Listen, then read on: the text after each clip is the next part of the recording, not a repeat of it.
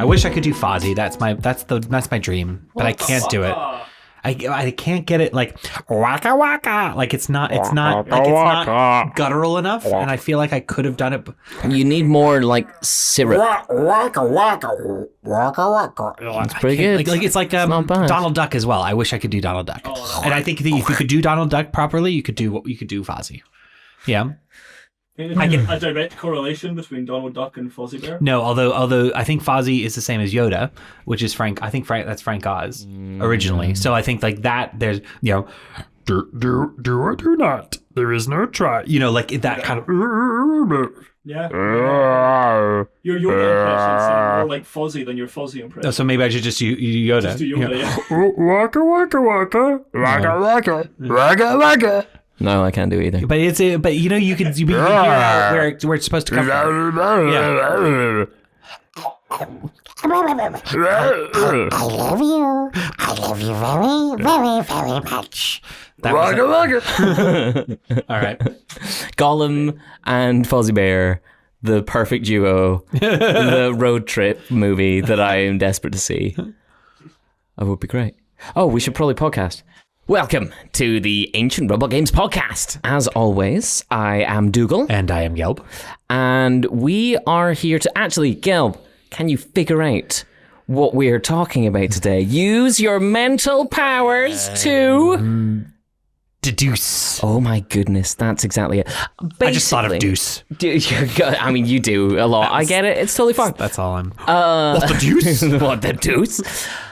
This was mainly due to me. I wanted to talk about deduction in board games because I think deduction in board games is incredibly interesting. Now, there is multiple strata of what deduction in board games is. When you say that, the first thing that jumps to my mind is just social deduction games. Sure. Social deduction games, big part of it, okay? Because there's things like Werewolf or Secret Hitler or Blood in the Clock Tower where there is good guys and bad guys, and your goal as the good guys is to figure out who the bad guys are, a bunch of lying and things like that involved in it, or at least people hiding their intentions with what they're doing, which is a big part of deduction games, or this kind of like sphere of games that are called deduction games. Those very much social deduction.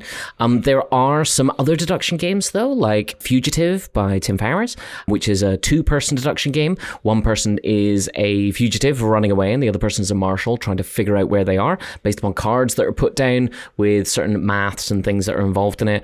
One of my favorite ones being Pagan, Fate of Roanoke, which also has a deduction side to it. One person is a witch and one person is a witch hunter, both activating different villagers that are in front of them for their abilities, the witch being one of those villagers and the witch hunter trying to find them. So that is kind of the big form of deduction. But what I really wanted to talk about was deduction within all games, because the more that I thought about it, the more I realized that deduction is a massive part of most games that were there in some form or other. So I'm playing a card game against you, poker. I'm trying to deduce what cards you might have, what might think you might be bluffing about these things. Can I deduce the bluff that you are doing? That's not a deduction game. Chess. Chess. Yeah. What are they going to do? There is a deduction side to things. I feel like I'm going to say the word deduction so many times during this podcast, it's going to lose all meaning. Kerpluction. I think it's really interesting, and I wonder from a kind of game designer perspective how deduction comes into game design, and whether that's something that you think about when you're designing games, of how much information is, I guess, hidden, or how much you are looking ahead for what other people can do, and is that part of the mechanical challenge of creating the games, or is this something that just kind of comes up naturally when making games? Well, I wouldn't feel confident being able to say this with a huge amount of authority. I think I'm very interested in what you think, but I guess when I'm looking at the games that I've designed, I think there's a tension level that you're always trying to think about, and there's also an overwhelm level that you are trying to balance. And so like I have quite a low level of overwhelm personally. So if I have to do multiple things at the same time or multiple things during my turn, I think then that reduces the potential to deduce things for someone like me. Whereas if I have one or two things to do, I can maybe, my mind can wander a bit. I can say, okay, well, what if they did that? What if they would game that out? Whereas other people really enjoy having multiple vectors from which they can attack or engage or whatever, and they are highly strategic. So I think that the way that deduction plays in, I mean, I don't, are there games where deduction isn't part of it? Probably pure chance games. A lot of pure chance games are just like, what's going to happen? We're all wondering what's going to happen. But aside from that, like, I feel like at least in the modern games, we've talked previously about, designing games with rubber band mechanics and having ways for people to feel like they're participating in the game. But central to that also is, what's the other person going to do? And if you have that in your game, what is the other person going to do? I feel like you can't not have elements of deduction. Maybe that's too much of a cop out. I will say though, sometimes when I'm at the beginning of a game, I will make it and it feels quite right. Like it feels nice, and I feel like I've hit it out of the park first time, which of course never happens. But usually what ends up happening is I'll play it through. I'm like, that wasn't fun. Most of the reasons is, well, because I knew it was going to happen. And so therefore there was no deduction. There was no element. There was no guessing what the opponent's going to do. It played through. An early wonderful review of one of my games was, it felt like an algorithm. It just played itself through. That's not great. So I feel like deduction is critical for most games, unless you're doing stuff like dexterity games or chance games. But the levels, I think there's a balance of how much you're going to be able to do based off of the other things that you're going to be able to do as well. And maybe that's a tension that people don't talk about as much.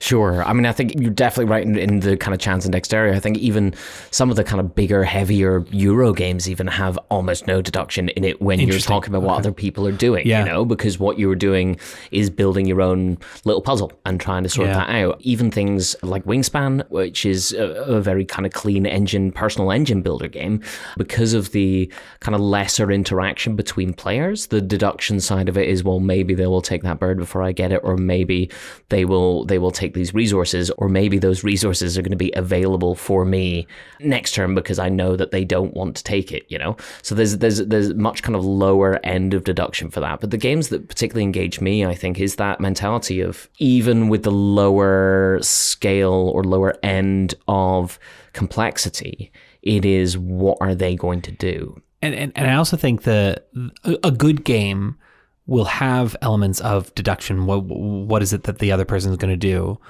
But it doesn't penalize the other person enough or too much if they aren't good at it. So there's a game that we played recently, Coil. I think that's an interesting, quite easy for you to get your head around. But during it, there was actually quite a bit to do, and I had a little plan in my head, and then immediately you did something that was against my plan. And so everything in my head screwed up. And so I was trying to keep up, and I could see by the end that you'd already thought it through. Now that might, on the surface of it, sound like, okay, you're going to win every single time.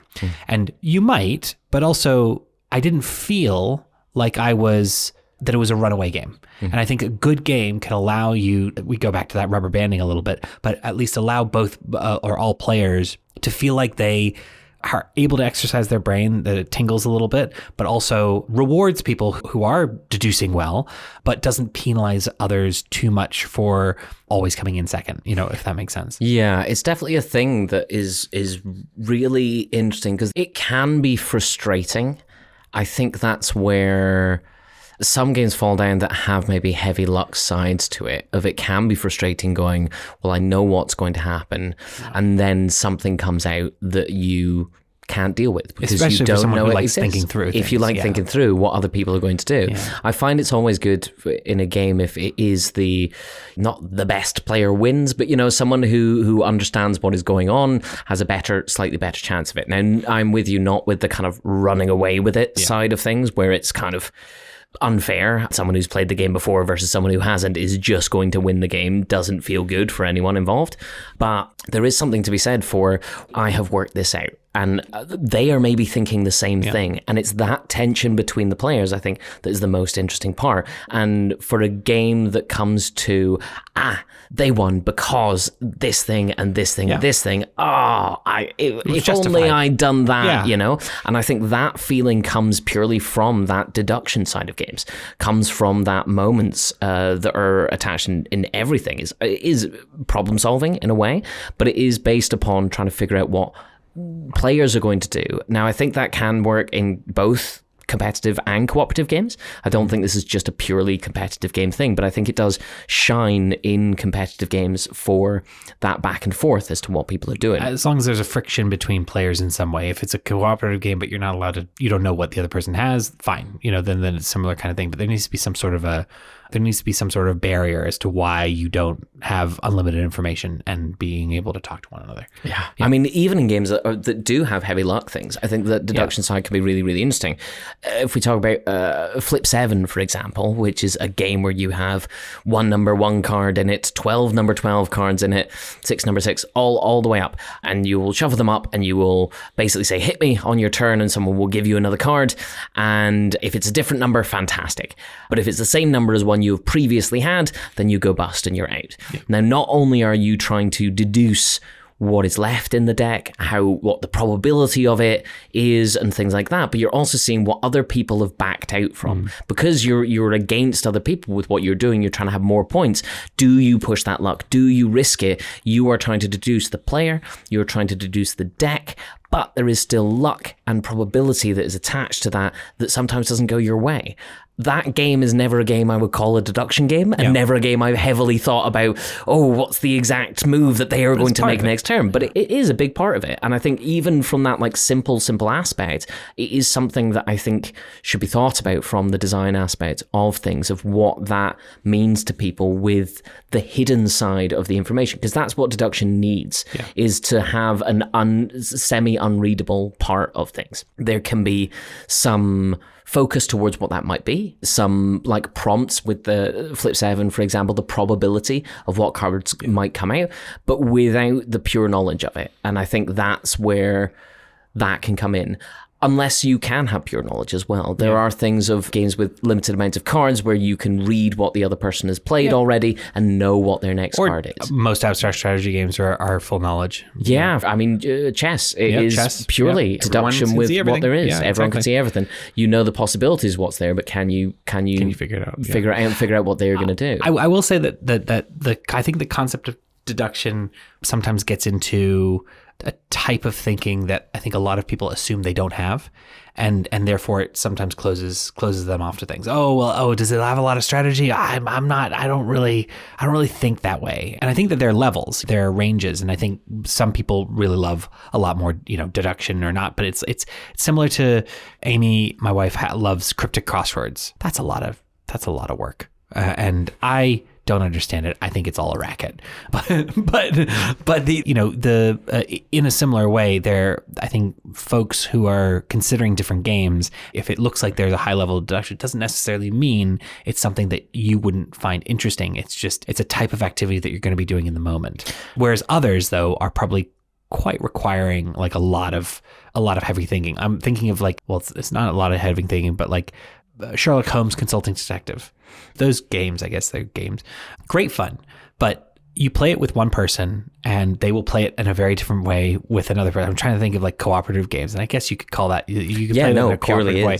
And that's a high deduction. But depending on who you play it with, if you played it with me and you were quiet, you'd probably have a really frustrating time because I would go through it and I would figure it out, but it would take you a while. Whereas if you played it, or if Amy was playing it, you'd be seeing different things that I would see. And then every once in a while I might be helpful. But the thing is that if folks are listening and you think, I wouldn't be good at that, it doesn't mean you can't have fun doing it. And it also doesn't mean you won't win. Yeah, it's that side of it, I guess, that is, you don't need that as a prerequisite. Yeah. The ability to deduce something well is not a prerequisite to enjoy any game. Yeah. The outside, I would say, of, well, no, you can still enjoy them, but the social deduction side of it. It's the one where someone is having to lie for 30 to 45 minutes as part of the game mechanic, working out who is lying is a big part of what that game is. And if you cannot attach to that at all, or you hate lying, those games are not going to gel as well with you as they will with other people who really kind of drill down into that. But even with Flip 7 or even Uno, of what cards might they have in their hand, Trio that we played as well, that focus on another person, I think is actually can help people, if they haven't thought about it before when they're playing these games, could help people work out how that game works and how they can enjoy the game by focusing instead of the pieces, even with, I would say, chess and things like that. It is, I've seen people go, well, I can't play chess, I don't do this thing because it's this abstract strategy. I think putting your mindset in what's the other person going to do can change how you feel about that game, and not go, oh, there's all these pieces, oh, I don't know how to do, I don't know what I'm doing, and I don't know how to win, is going, well, just stop thinking about your own stuff, just think about theirs and what they would want to do. Automatically people tend to be able to get into it a lot more, and I think that's with an awful lot of games. So brought up Pagan before, so talk about this, because it doesn't look like a social deduction game. It is being the kind of two-player side of it. It's a really interesting thing, because I think that something with a pure deduction game like Pagan is there is one person deducing, or their main focus is for that. As we've talked about deduction being within all kind of game mechanically, the other person is still trying to figure out what someone is going to do. But with Pagan in particular, there are 9, I'm going to say, maybe 12 different villagers that lay out in front of both of you. And the witch knows which villager they are. Which is one of them. And their goal is to drop a bunch of tokens, essentially, on that character. But they're only putting on a token at a time, or 2 tokens, possibly. But if they just do that, well, then the witch hunter could just murder that villager. If they murder that villager and that is the witch, they'll win. So what the witch is doing is trying to obfuscate which person they are by acting with different ones and putting more tokens on multiple different things to make sure that the witch hunter doesn't know which one they are. You will be placing your little action tokens on the villagers, which gives you an ability, which will be like placing tokens on different ones of different types, for the most part. Might give you something that you can do yourself. But when you place your token on it, you are essentially blocking the other person from being able to place their action token on it on their turn. So you're kind of not only trying to go for the right thing for yourself to solve the problem of how do I put these tokens out there, but you're also trying to figure out what they want to do on their turn and stop them doing it by placing these action tokens down as well. You'll also be building, because of the asymmetry of it, it's really interesting. The witch gets different things depending on stuff that has multiple tokens on them. The witch hunter kind of wants to spread out those tokens. They can get rid of 1 token from every villager and murder one of them, which is great if that person's the witch. If it's not the witch, well, it's not a problem immediately. But if they murder 3 people that aren't the witch, the village is like, well, we're not having this, and then the witch hunter loses. So they have to be careful about who they're doing, but they will also be able to discard certain tokens from certain places to eliminate one of the suspects. So it's a very long form. It says it takes about an hour to play on the box. I have never played a game that has lasted less than about 2.25 hours. It's a big, long form deduction game. But I think that asymmetry within play styles of you are both putting these tiny tokens on the villagers or near the villagers themselves on your side, but you are doing different things with those tokens and placing them in different ways is actually really interesting mechanically. Plus, with the witch hunter looking at these, trying to figure out which person that they are, why are they placing tokens over here? Is it to obfuscate because it's all the way on the other side of the board, or is that actually the witch that they are doing and they're just doubling down on it and going there really quickly? Is really, really clever from that side, whilst the witch is playing it based upon trying to obfuscate that deduction, trying to make that as difficult as possible for the witch hunter to go to. I've always come down to it, the end of it, with the witch hunter having to choose between one of 2 things that they think it might be, and it being really, really like tense at that moment. And I think that kind of drags back to what you were talking about with the tension side of things. So I agree. I think that deduction is what creates tension within board games as a whole. Are there any other kind of things that you think like add or take away when it comes to that perfect tension point that you were talking about when you're designing board games? I mean, I with deduction stuff. Well, I haven't done one quite in this way, but I think there's also a personal tension that you can play with as well in terms of what it is that you remember. You know, so like I think Trio does this quite nicely. It's enough. There's enough stuff happening, especially if there's a lot of people that, you know, you could, or you know, I go back to it Archduke forever, but like, you know, part of it is you're battling with yourself in terms of trying to remember where things are. And then you are able, that goes back to, I think, a tension point that if you then beat yourself in terms of like you're able to remember that you have that high card and Ryan has that high card and there's one right there, man, that's lovely. And yes, you're competing against other people and you're trying to guess based off of what they're asking, but there's also an internal just battle of memory as well. So I think that combines quite nicely. Like there are a lot of deduction elements in games that also play a bit with memory, and that's quite nice. For me, I like my games are not hugely.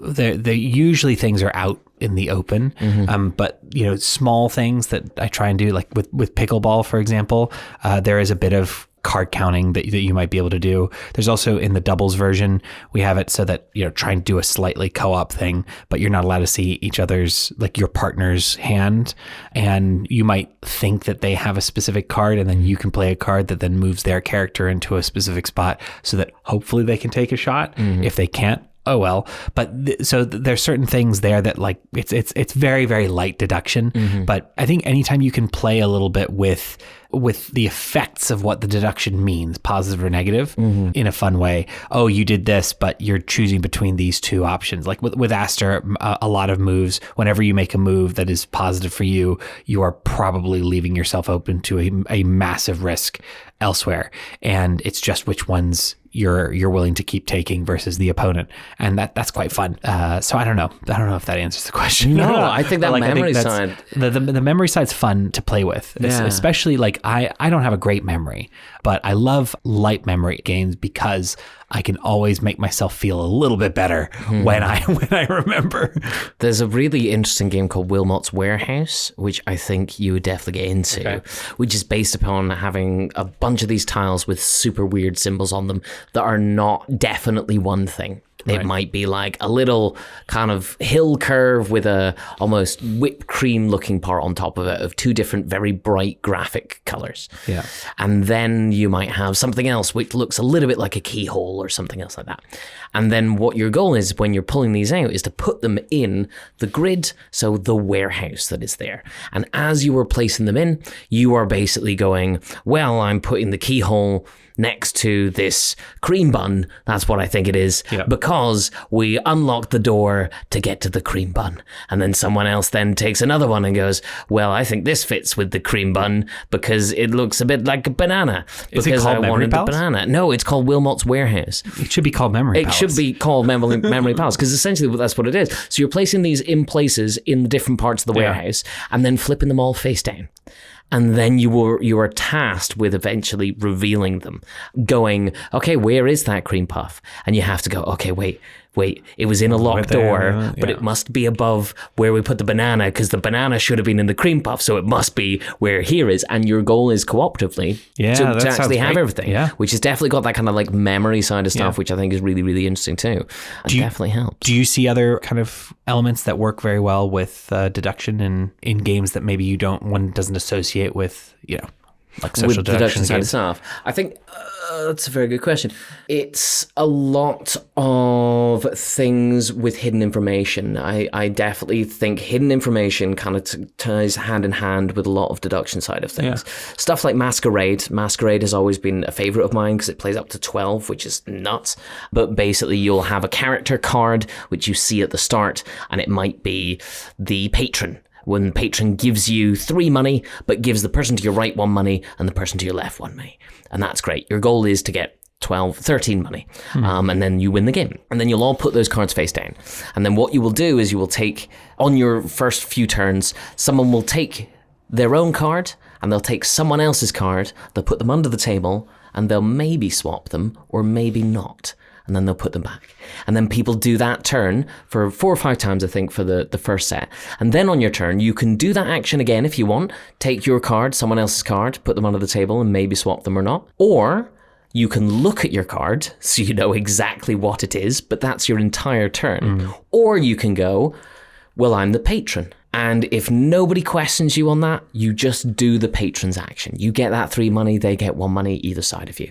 But maybe you're not the patron anymore because someone swapped your card, but you don't know. So you're deducing what someone else might have done with it, but also they're trying to deduce, well, I did switch over that card, but then someone maybe switched over the card with me. So do I want to call it out? Because if multiple people call it out, you all have to show the card. Only the person who is the patron actually gets to do the action. But maybe no one's the patron from everyone who shows the card because it moved over there and moved over there. And what ends up happening is you because everyone sees everyone's card at the start of the game, you kind of build this mental map of where things are, and everything goes face down, and then you're judging how sneaky people are. And you're judging every turn, oh, wait a second, that person said they were the patron, but they're not. That means that person took the patron, but they had the princess, so now the princess is over there. And you kind of rebuild this mental map as people are being sneaky and kind of mixing things around. And I think that hidden information side where only you know something and no one else does, but everyone has that part to it, just becomes incredibly engaging with that deduction side of things. And it constantly moves. And it's super simple to play, but genuinely really, really engaging. And it's good to have as well. Part of the reason I love Masquerade is because it is a game that you can play at 12 that feels like a game, not that is a big party thing about, describing a word without saying a word, or some very kind of straightforward lying thing. It is actually quite involved feeling as a game, but actually it is also quite straightforward to learn. Cool. So yeah, that's I think the kind of 3 tenets of it, I would say, more than anything, of making deduction good. The kind of 2 pillars that stand it up would be the memory side of stuff and the probably memory, probability, and hidden information, which I don't know, I thought it was really interesting to talk about. Cool. So that's really cool. Yeah, that was great.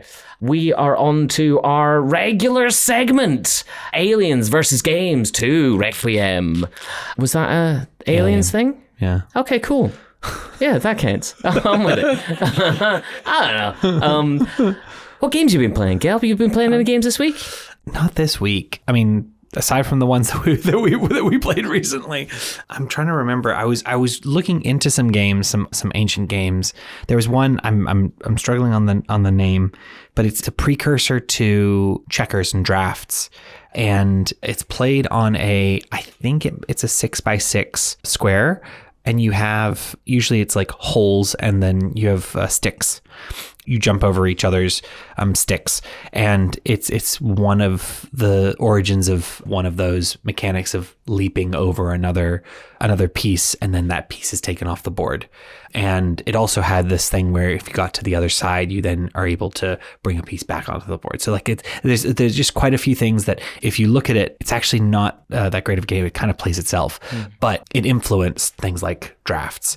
And so I'd been plotting that out to try and figure out some of these older mechanics because I'm working on the follow-up game to Aster, and I want to try and bring in a few different different elements. So I think that's probably the closest, but that doesn't probably count. It's no. I have also been stuck on a weird abstract game like Little Loop. There's something about like classic pieces feeling games that I don't know why it hits that lovely part of my brain going, oh, this is great. I think it's because it isn't surrounded by theme. It's not trying to tell a story. What it is pure mechanic, but pure mechanic in a way that is tactile and emotionally invested, which I find incredibly interesting. Which one? I've been playing TAC. TAC, which is a newer game, but feels like it's been around for centuries. It's really, really good. It's a game where you were basically trying to build a road from one side of the board to the other side of the board by placing pieces face down or lying on their side, essentially. Or you can play them as a standing stone. If you play them as a standing stone, they will stand up and they will block other people being able to play stuff. And that is because instead of placing down pieces on your turn, you can move your pieces and you can move them on top of other people's things. things, essentially owning that space, covering up their piece. And you can move towers of things as long as you're dropping off stuff on the way. So you can actually create a whole road on one thing if you have a tower of 5 things there. But it's played on a little, well, the basic version of the game is played on a 5x5 grid. So it's really, really clean and really, really small. And you get a capstone that acts as both a road and a standing stone and can crush other people's standing stones as well. So change their plans, have that. It is so straightforward with what it is doing, but genuinely incredibly engaging. I found it great, and I keep trying to make smaller and smaller versions of the game. The original version is, there's multiple versions. The rules are free online, so it's well worth getting hold of if you get a chance. There was one made by, might have been University Games, someone else, which is a big £50 box of nice big chunky wooden pieces that's really cool. So I played that, and then I made a version by chopping up a mop handle, sanding down one side of the mop handle, chopping it up, spray painting half of them black, and then playing it on a little cloth board that was roughly the size of, I guess, both of my hands together. So it's fairly small, and now I'm like, I can make this smaller. So I'm working on a tiny, tiny version that hopefully will be played on a board about the size of 3 of my fingers. That is the goal at this point in time, with lots of tiny little magnets. Little M&M, almost M&M size, I reckon we can make it going. But you'll do it with magnets. I do it with a magnet because I would like to travel with it, so I could have it in that board that folds up and keeps them in it. And then the pieces are magnetic so that you can play it on the go, and they will magnetize the bottom. Nice. That's something I'm physically working on. This will never be sold. I will never get the rights or anything else like that, but I will play a smaller and smaller version of TAC until we get to the atomic level, and then I can give up. That's anyway, the just kind of harkening back a little bit to the deduction thing and the levels of complexity. You're no doubt kind of familiar with them, but they're those suite of games. I've forgotten who does them, and they are abstract strategy, but they are simple, like Corridor with a Q. Yes. And Albion. Abalone. Or Abalone. Yeah. Like, I think those are different companies, weirdly enough. Okay. Could be wrong. I think when I got them, they were Corridor and things like that. Yeah, like Corridor, for example, it spelled with a Q. I remember getting that for my cousin when they were really little, and they got very excited about that. And that's basically a game where you have a little dude, and then you have these planks, these mini planks, and then the board is, if you imagine a grid, but all the lines are divots. So you can put the planks up to make little walls. And so you make little corridors, but you can block your opponents. But they have to have some root over. Not super complex, but it does have deduction. It features deduction in terms of you're trying to see what the other person's going to do. You're trying to see how many planks they have left. And for someone who, I got it for them, and they then got really into chess afterwards, because this is, when they were quite little. I don't think it's a game necessarily designed for kids, but I think it's clearly a simpler abstract strategy game.